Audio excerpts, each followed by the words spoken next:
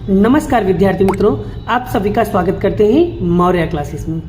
विद्यार्थी मित्रों, already class 12 part 2 account chapter number 5 जिसका नाम है हिसाबी गुणोत्तर और विश्लेषण, इंग्लिश में इसे कहते हैं अकाउंटिंग रेशियो एंड एनालिसिस। बच्चों, ऑलरेडी इस चैप्टर की मैंने 3 वीडियो अपलोड कर लिया है। अगर आपने नहीं देखा तो जाकर के पहले प्लेलिस्ट के अंदर वो सारे क्वेश्चंस को अच्छी तरीके से देख लो, क्योंकि मैं प्रीवियस ईयर के जो इंपॉर्टेंट क्वेश्चन वो सारे क्वेश्चन मैंने डिस्कस किया हुआ है। आप अगर वो देख लोगे तो 100% आपका कॉन्सेप्ट क्लियर हो जाएगा। क्योंकि बच्चों, मैं जो भी वीडियो बनाता हूँ वो पूरा का पूरा फुल कॉन्सेप्ट वीडियो बनाता हूँ। मतलब सवाल तो सिखाता हूँ, लेकिन सवाल के साथ साथ में उसका बेसिक कॉन्सेप्ट भी क्लियर करता हूँ, जिससे आपका कॉन्सेप्ट अच्छी तरीके से क्लियर हो जाए। और बच्चों, कौन से सेक्शन में कौन सा क्वेश्चन पूछा जाएगा वो सारी चीज़ें मैंने यहाँ पर बताया हुआ था। अगर आपने नहीं देखा तो पहले जाकर के प्लेलिस्ट में वो हमारी पुरानी वाली वीडियोस अच्छी तरीके से देख लीजिए। तो बच्चों, आज के दिन मैं आपको पढ़ाने वाला हूँ यहाँ पर चालू गुणोत्तर, प्रवाही गुणोत्तर और एक नया टॉपिक है कार्यशील पूंजी। ये 3 टॉपिक इस वीडियो के अंदर हम क्लियर करेंगे और आपका पूरा कॉन्सेप्ट के साथ आपको पढ़ाने वाले हैं। चलिए शुरुआत करते हैं वीडियो की। चलो बच्चों, आज के दिन मैं आपको पढ़ाने वाला उदाहरण नंबर 15। आर लिमिटेड की नीचे दी गई मई 2028 जानकारी के आधार पर चालू गुणोत्तर और प्रवाही गुणोत्तर ज्ञात करना है। अब बच्चों, सवाल चालू करने से पहले हमें ये पता होना चाहिए कि चालू गुणोत्तर का सूत्र क्या है, प्रवाही गुणोत्तर का सूत्र क्या है। प्रवाही गुणोत्तर, चालू गुणोत्तर कैसे ज्ञात करेंगे उसका पहले पूरा बेसिक समझ लेते हैं। ये आखिर है क्या, चालू गुणोत्तर किसे कहते हैं, प्रवाही गुणोत्तर किसे कहते हैं, उसके बारे में थोड़ा बहुत इन्फॉर्मेशन पता होना चाहिए। चलिए समझते हैं इसका बेसिक कॉन्सेप्ट। चलो बच्चों, जिसे कहते हैं तरलता का गुण, इंग्लिश में कहते हैं लिक्विडिटी रेशियो। क्लियर बच्चों? तो जिसमें आज हम पढ़ेंगे चालू गुणोत्तर। और तरलता के कितने प्रकार है बच्चों? 2 प्रकार है, चालू गुणोत्तर और प्रवाही गुणोत्तर, जिसे इंग्लिश में कहते हैं current ratio and liquid ratio. Clear? तो जिसमें से बताने वाले बड़ा हम चालू गुणोत्तर मतलब करंट रेशियो। तो करंट रेशियो का फॉर्मूला क्या होता है बच्चों? चालू गुणोत्तर का सूत्र क्या होता है? चालू संपत्ति बटे में कुल दायित्व। अब बच्चों, सपोज मान लो अगर चालू संपत्ति चालू दायित्व दिया है तो फटाफट इसे लिख करके इसकी वैल्यू लिख करके भाग दे देंगे, हमारा आंसर आ जाएगा। बात यहाँ तक सही है। लेकिन बच्चों, अगर सवाल के अंदर चालू संपत्ति नहीं दिया गया है तो चालू संपत्ति कैसे निकालोगे? और अगर मान लो सवाल के अंदर चालू दायित्व नहीं दिया है तो चालू दायित्व कैसे निकालोगे? चलिए एक एक करके पूरा लिस्ट हम पढ़ते हैं कि चालू संपत्ति में कौन कौन सी संपत्ति आती है और चालू दायित्व में कौन कौन से दायित्व आते हैं। वो सारी चीजों का लिस्ट हम अच्छी तरीके से समझ लेते हैं। तो आपके सामने बच्चों यहाँ पर पूरा लिस्ट ओपन हो चुका है। तो चालू संपत्ति में कौन कौन सी संपत्ति आती है बच्चों? रोकड़ शेष, देनदार, लेनी हुंडी, चालू विनियोग, विनियोग कोई भी विनियोग होगा हमारी संपत्ति है, स्टॉक, बैंक शेष, पेशगी चुकाए खर्च, पेशगी चुकाए मतलब अग्रिम चुकाया खर्च, मिलनी बाकी खर्च, अग्रिम चुकाया कर मतलब पेशगी चुकाया कर, ये सारे के सारे हमारे बच्चों क्या है बेटा? चालू संपत्ति है। तो चालू दायित्व कौन सा होगा? लेनदार हमारा दायित्व है, देनी हुंडी। फिर अदद खर्च, अदद खर्च का दूसरा नाम होता है बच्चों चुकाना खर्च। फिर आयकर का प्रावधान, कोई भी प्रावधान होगा, ठीक है। फिर नहीं मंगाया डिविडेंड, फिर अग्रिम प्राप्त, अग्रिम चुकाया, पेशगी प्राप्त, मांग या हफ्ता, अल्पकाल लोन, ये सारे के सारे बच्चों हमारे क्या हैं? चालू दायित्व हैं। क्लियर हो गया बच्चों? बस जो एंट्री दी होगी भाई उसकी वैल्यू लिख करके उसको प्लस करके उसमें से क्या करना है, हमें माइनस करना है। अब बच्चों एक चीज मैंने यहाँ पर लिखना भूल गया बच्चों, ये एक एंट्री इसके अंदर और आएगा, डूबत ऋण अनामत।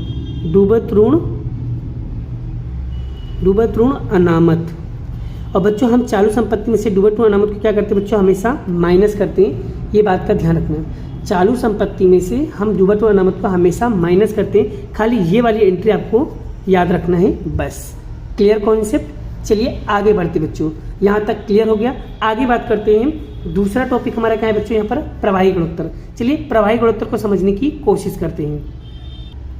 प्रवाही गुणोत्तर का सूत्र क्या है बच्चों? प्रवाही संपत्ति बटे में चालू दायित्व। तो प्रवाही संपत्ति कैसे, अगर मान लो नहीं दिया तो प्रवाही संपत्ति कैसे निकालोगे? तो प्रवाही संपत्ति बराबर चालू संपत्ति में से हम क्या करेंगे? स्टॉक और पूर्वदत्त खर्च पूर्वदत्त खर्च का मतलब होता है अग्रिम चुकाया खर्च। क्या होता है बच्चों? यहाँ पर होता है अग्रिम चुकाया खर्च। पूर्वदत्त का दूसरा नाम क्या है बच्चों? अग्रिम चुकाया खर्च।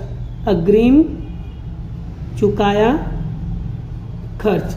बच्चों या अग्रिम चुकाया खर्च हो या पूर्वदत्त खर्च हो, दोनों का मतलब एक ही होता है, कंफ्यूज मत होना।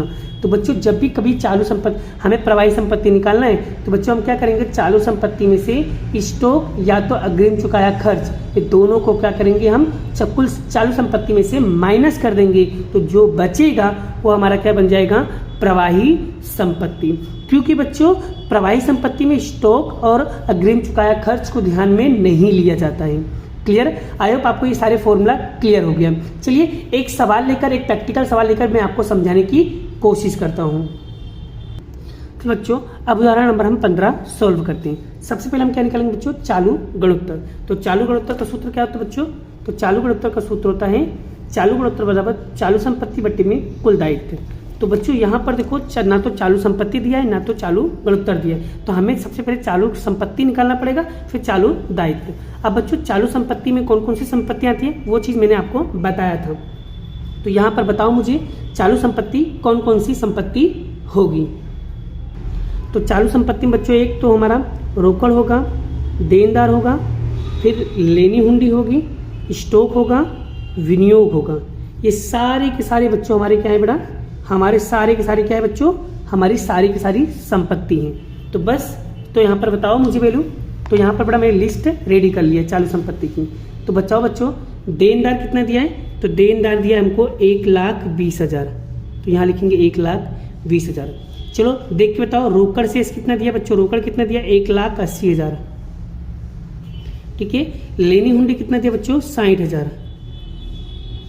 चलिए चालू विनियोग, विनियोग कितना दिया बच्चों? 1,00,000। कितना दिया है? 1,00,000। स्टॉक कितना दिया बच्चों? स्टॉक दिया 1,40,000। क्लियर हो गया? बस इन सभी को प्लस करो बच्चों। जब इन सभी को हम प्लस करेंगे तो बच्चों यहाँ पर निकल के आएगा 6,00,000। कितना निकल के आएगा? 6,00,000। तो आपकी चालू संपत्ति कितना है बच्चों? 6,00,000 रुपये। तो यहाँ पर चालू संपत्ति में यहाँ पर लिख देंगे हम 6,00,000। बोलो अब हमें क्या निकालना है? चालू दायित्व। तो चालू दायित्व देखो यहाँ पर दिया है, तो हाँ यस चालू दायित्व नहीं थे लेकिन चालू दायित्व निकालना पड़ेगा। तो बच्चों आपका एक ये आप कौन कौन से चालू दायित्व है बेटा? लेनदार आपका चालू दायित्व है, देनी हुंडी आपका चालू दायित्व है, फिर अदद खर्च आपका चालू दायित्व है, फिर आयकर का प्रावधान, ये सारे हमारे क्या हैं? दायित्व है। चलिए इसका लिस्ट लिखते हैं बेटा। इसका भी लिस्ट मैंने यहाँ पर लिख दिया है। चलिए लेनदार कितना दिया बच्चों? लेनदार आपको दिया बच्चों 2,00,000। देनी हुंडी कितना दिया है? देनी हुंडी दिया है आपको 1,00,000। अदद खर्च चुकाना खर्च कितना दिया बच्चों? 80,000। फिर आयकर का प्रावधान कितना दिया बच्चों? 80,000। बस इन सभी को प्लस करो बच्चों, कितना आएगा? 4,60,000। क्लियर? बस अब हमें क्या करना है बच्चों? इसे हम कहाँ लिखेंगे? यहाँ पर लिखेंगे 4,60,000। 4,60,000। अब क्या करना है बच्चों? अब हमें इसमें इसको डिवाइड करेंगे। तो डिवाइड करेंगे कितना आएगा बच्चों? यहाँ पर आएगा 1.30 आएगा। और बच्चों मैंने आप लोगों को बताया था जब भी सवाल के अंदर कोई भी गुणोत्तर निकालते हो, कोई भी XYZ कोई भी गुणोत्तर लिखता है बेटा, तो आपको गुणोत्तर दिखे बेटा, तो आपको अनुपात में यहाँ पर क्या लिखना पड़ेगा? 1 लिखना पड़ेगा कंपलसरी, नहीं तो आपके सवाल गलत हो जाएगा। कब लिखना है? जब सवाल के अंदर गुणोत्तर दिखाई दे तो आपको अनुपात करके 1 कंपलसरी लिखना रहेगा। क्लियर बच्चों? आई होप आपको बड़ा उदाहरण नंबर 15 अच्छे से समझ में आ गया। ऐसे ही सेम टू सेम सवाल बच्चों आपको स्वाध्याय का 8वां क्वेश्चन करना है। फिर से ऐसे ही कौन सा क्वेश्चन करना है? स्वाध्याय का 8वां क्वेश्चन आपको खुद से प्रैक्टिस करना है, क्योंकि बच्चों यहाँ पर ये जो उदाहरण नंबर 15 है ये बच्चों मार्च 18 में पूछा गया है और मार्च 19 में पूछा गया सवाल है। ठीक है बच्चों? तो आई होप आपको ये क्वेश्चन अच्छे तरीके से बेहतरीन तरीके से आपको आना चाहिए। और बच्चों ये हो जाए तो उसके बाद एक सवाल आपको और करना है जो मैं आपको होमवर्क में दे रहा हूँ। मुझे विश्वास है आप लोग जरूर मेरा होमवर्क कंप्लीट करोगे। उसके बाद बच्चों आपको यहाँ पर करना है ये वाला चौथा वाला क्वेश्चन। भले ही क्वेश्चन गुजराती में लिखा हुआ है, डोंट वरी मैं इसे हिंदी में कर दे रहा हूँ। तो बच्चों यहाँ पर क्या लिखा है हिंदी में, रोकड़ और रोकड़ के समान, समक्ष मतलब होता है समान, देनदार, देवादार मतलब होता है देनदार, लेनी हुंडी मतलब लेनी हुंडी, स्टॉक, और रोकड़ मतलब होता है विनियोग, तो चालू विनियोग। ठीक है, अब यहाँ पर लेनदार, सॉरी यहाँ पर लिखा है लेनदार, देनी हुंडी, चुकाना बाकी खर्च, अदद खर्च, फिर करवेरा, करवेरा का प्रावधान। ठीक है बच्चों, ये करवेरा मतलब होता है आयकर का प्रावधान। करवेरा मतलब क्या होता है बच्चों, आयकर का प्रावधान। ठीक है, तो बच्चों यहाँ पर मेरा सारा हिंदी लिख दिया। अब आपको निकालना क्या है, चालू गुणोत्तर और प्रवाही गुणोत्तर निकालना है। जैसे मैंने उदाहरण नंबर 15 किया ना, डिट्टो वही क्वेश्चन को ऐसे घुमा के पूछा हुआ है, खाली वैल्यू को कम कर दिया, बाकी सवाल डिट्टो वही है। ठीक है बच्चों, अब सवाल मैं तो बोलता हूँ उदाहरण नंबर 15 ही पूरा डिट्टो, अमाउंट भी वही, देख लो, आप देख सकते हो जुलाई 18 और मार्च 19 में पूछा गया क्वेश्चन। आप समझ सकते हो कितना ज़्यादा इंपॉर्टेंट उदाहरण नंबर 15 है। क्लियर हो गया, तो ये क्वेश्चन आपको खुद से सॉल्व करना रहेगा। बोलो बच्चों, कर पाओगे? चलिए, उसके बाद बच्चों आपको यहाँ पर, उसके बाद आपको यहाँ पर निकालना पड़ा एक ये वाला क्वेश्चन, जिसमें ओनली फॉर आपको क्या निकालना बच्चों, चालू गुणोत्तर निकालना। बच्चों यहाँ पर ये सब बॉक्स बनाने की जरूरत नहीं, रेडी करने की जरूरत नहीं है आपको। बच्चों मैंने अभी जिस तरीके से सिखाया ना चालू गुणोत्तर कैसे निकाला, वैसे ही आपको सॉल्व करना रहेगा। बोलो बच्चों, क्लियर हो जाएगा? आ जाएगा तो मुझे विश्वास है आप ये वाला होमवर्क जरूर करोगे, क्योंकि मार्च 18 में पूछा गया क्वेश्चन है, इंपॉर्टेंट क्वेश्चन है, आपको प्रैक्टिस जरूर करना है। ठीक है, चलिए एक आध दो क्वेश्चन हम आपको और प्रैक्टिस कराते हैं, जिसके अंदर थोड़ा सा ट्विस्ट करके क्वेश्चन पूछा गया है। चलो बच्चों, उसके बाद यहाँ पर देखो उदाहरण नंबर 12, पूरा डिटेल में समझाऊंगा, ध्यान से समझने की कोशिश करना बच्चों। आर के लिमिटेड नीचे दी गई जानकारी पर से चालू गुणोत्तर। बच्चों चालू गुणोत्तर तो आपको सीख ही गए होंगे। ठीक है, अभी मैंने आपको सिखाया कैसे निकालना है, किस तरीके से करना है। ठीक है, आगे कार्यशील पूंजी, कार्यशील पूंजी की गणना करना रहेगा। क्लियर हो गया बच्चों? चलिए आगे बात करते हैं, यहाँ पर एक एक करके सोल्व करते हैं। बच्चों चालू गुणोत्तर का सूत्र क्या होता है, अभी मैंने आपको बताया, चालू गुणोत्तर का सूत्र होता है चालू संपत्ति बटे में चालू दायित्व। अभी बच्चों मैंने आपको लिस्ट में बताया था कि चालू संपत्ति में कौन कौन सी संपत्तियां आती हैं, फिर मैंने आपको ये भी बताया था चालू दायित्व में कौन कौन सी संपत्तियां आती हैं, वो चीज़ें आपको पता होना चाहिए। तो बच्चों मुझे बताओ चालू संपत्ति में कौन कौन सी संपत्ति आएगी। तो चालू संपत्ति में बच्चों यहाँ पर एक देनदार आएगा, कहाँ है देनदार, एक देनदार आएगा, फिर लेनी हुंडी, तो ये रहा लेनी हुंडी आएगा, फिर उसके बाद विनियोग, ये रहा विनियोग आएगा, फिर उसके बाद बच्चों यहाँ पर रोकड़ आएगा, उसके बाद फिर उसके बाद बच्चों यहाँ पर स्टॉक। ये जितना मैंने टिक किया है बच्चों, ये सारी की सारी हमारी क्या है बच्चों, चालू संपत्ति है। और बच्चों कभी गलती से ये आप लोग ये मत बोल देना सर जमीन मकान भी तो संपत्ति है। बच्चों वो संपत्ति तो है, पर वो स्थिर संपत्ति है। क्लियर हो गया बच्चों? यहाँ तक भेजे में खोपड़ी में उतर रहा है बच्चों। आगे बात करता हूँ बच्चों, उसके बाद यहाँ पर चालू संपत्ति कौन सा होगा, एक डूबटू अनामत। बच्चों मैंने बताया था डूबटू जब भी अनामत आएगा तो आपको हमेशा क्या करना है, चालू संपत्ति में से हमें डूबटू अनामत को क्या करना है, माइनस कर देना है। क्लियर हो गया बच्चों?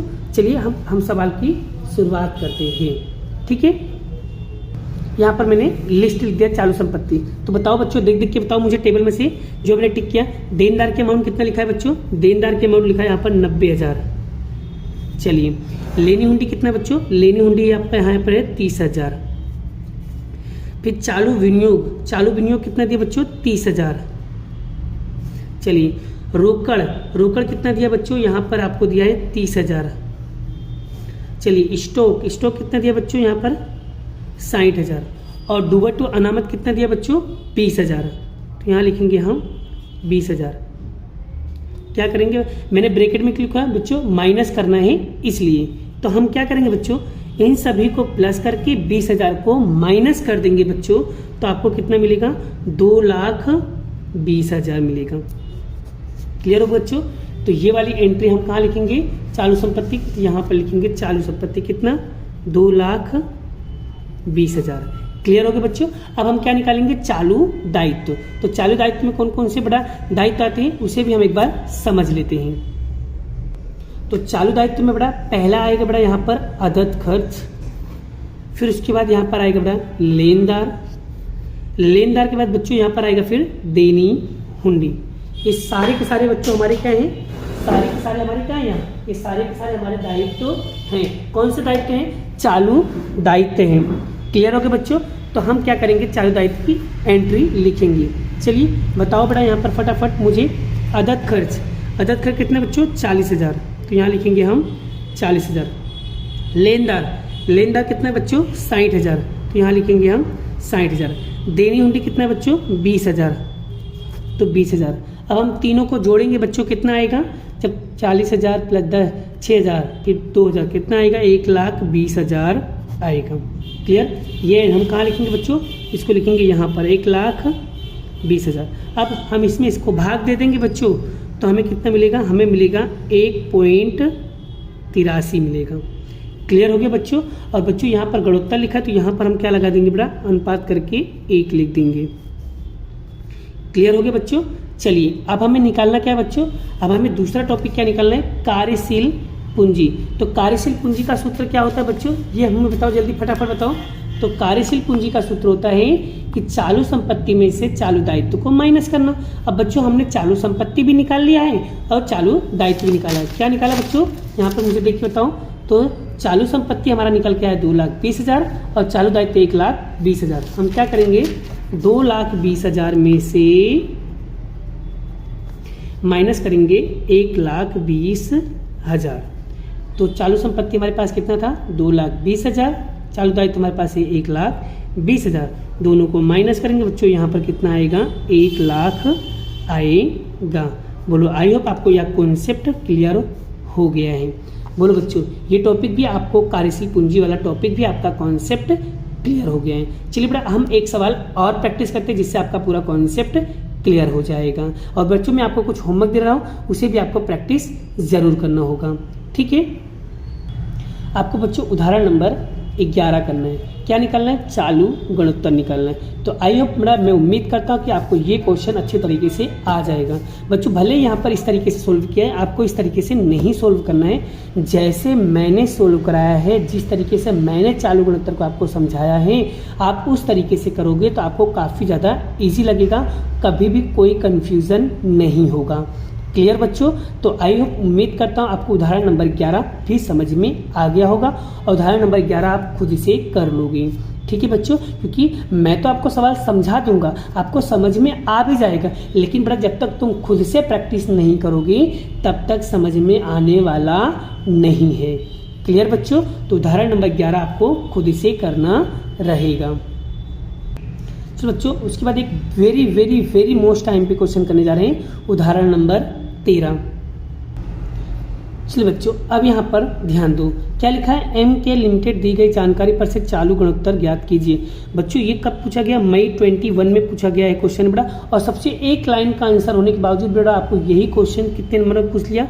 4 नंबर में पूछ लिया, और बच्चों को यही क्वेश्चन नहीं आता। बेटा रियल में काफ़ी इजी क्वेश्चन है, लेकिन बड़ा इतने छोटे छोटे क्वेश्चन बेटा अगर आपको नहीं आएगा तो कैसे चलेगा? सवाल सभी इजी हैं, लेकिन क्या होगा बच्चों, जब तक आप खुद से प्रैक्टिस नहीं करोगे, जब तक फॉर्मूला याद नहीं करोगे, तब तक कैसे आएगा? इसलिए प्रैक्टिस करो, जितना हो सके उतना प्रैक्टिस करते रहो। ठीक है? चलिए समझते हैं बच्चों। तो बेटा यहाँ पर चालू गुणोत्तर का सूत्र क्या होता है बच्चों?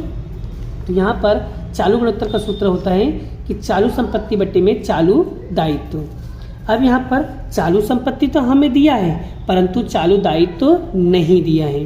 तो बच्चों चालू दायित्व नहीं दिया है, लेकिन हमें एक हिंट दिया है। क्या दिया है? कार्यशील पूंजी। अब कार्यशील पूंजी का फॉर्मूला मैंने आपको बताया ही था, क्या है बच्चों? चलिए वापस से बता दे रहा हूँ। तो देखो बच्चों, कार्यशील पूंजी का सूत्र क्या है बेटा? कि चालू संपत्ति में से चालू दायित्व माइनस करना। अब हमारे पास चालू दायित्व निकालना है हमें, तो हम क्या करेंगे? कार्यशील पूंजी दिया हुआ है तो कार्यशील की वैल्यू लिखो और चालू संपत्ति की वैल्यू रखो। अब हम क्या करेंगे? इधर प्लस होगा तो उसको माइनस में फेंक देंगे, तो हमको हमारा आंसर मिल जाएगा चालू दायित्व। कैसे? चलिए एक एक करके निकालते हैं। तो देखो बेटा कार्यशील पूंजी आपको कितना दिया है? तो देखो बच्चों, कार्यशील पूंजी बराबर यहाँ पर चालू संपत्ति माइनस चालू दायित्व। अब बच्चों कार्यशील पूंजी आपको दिया हुआ है 60,000, चालू संपत्ति दिया 1.5 लाख और हमें चालू दायित्व निकालना है। तो एक काम करते हैं बच्चों, इधर ये माइनस में है बच्चों, इधर उधर जाएगा क्या हो जाएगा? प्लस का, और ये इधर माइनस में बच्चों, इधर प्लस का, इधर आएगा तो क्या होगा? माइनस का। हमें निकालना, जो निकालना है उसको आगे कर दो। तो यहाँ पर ये माइनस का इधर आएगा तो प्लस का। चालू दायित्व बराबर 1,50,000। अब बच्चों ये प्लस का है, इधर आएगा तो क्या होगा, माइनस का हो जाएगा 60,000। अब बच्चों हम क्या करेंगे, 1,50,000 में से 60,000 माइनस करेंगे तो कितना आएगा बच्चों, बोलो। 1,50,000 में से 60,000 माइनस करो, कितना आएगा बच्चों, 90,000 आएगा। ठीक है, तो ये हमको क्या मिल जाएगा, चालू दायित्व। बस चालू दायित्व हमको मिल गया, बस हमें वैल्यू पुट कर देना है। ठीक है बच्चों, चलिए तो यहाँ पर चालू संपत्ति हमको दिया हुआ था, कितना दिया था, 1,50,000 और चालू संपत्ति हमने अभी कितना निकाला बच्चों, 90,000। तो यहाँ लिखेंगे हम 90,000। अब इसमें इसको भाग दे दो बच्चों, कितना आएगा, भाग देने पे कितना आ रहा है बच्चों, 1.67। और बच्चों मैंने बताया था जब भी कभी सवाल के अंदर गणोत्तर लिखा हुआ आए तो आपको अनुपात लगाकर आपको यहाँ पर क्या लिखना है, 1 लिखना कंपलसरी रहेगा। क्लियर बच्चों, आई होप आपको चालू गणोत्तर के भी सारे के सारे टॉपिक क्लियर हो गए हैं। बच्चों मैं उम्मीद करता हूँ कि आपको ये सारे टॉपिक अच्छी तरीके से क्लियर हो गए हैं। बाकी का क्वेश्चन बेटा हम नेक्स्ट वीडियो में कराने वाले हैं और जल्द ही वो भी वीडियो आपका अपलोड होने वाला है। लगभग इसके बाद मैं 2 वीडियो और बनाऊंगा जिससे आपका पूरा चैप्टर फिनिश हो जाएगा और सारे के सारे IMP क्वेश्चन भी हो जाएंगे। ठीक है बच्चों, चलिए मिलते हैं नेक्स्ट लेक्चर में नेक्स्ट क्वेश्चन के साथ। अभी के लिए बाय बाय। जय श्री कृष्ण, राधे कृष्ण की जय, जय माता दी दोस्तों।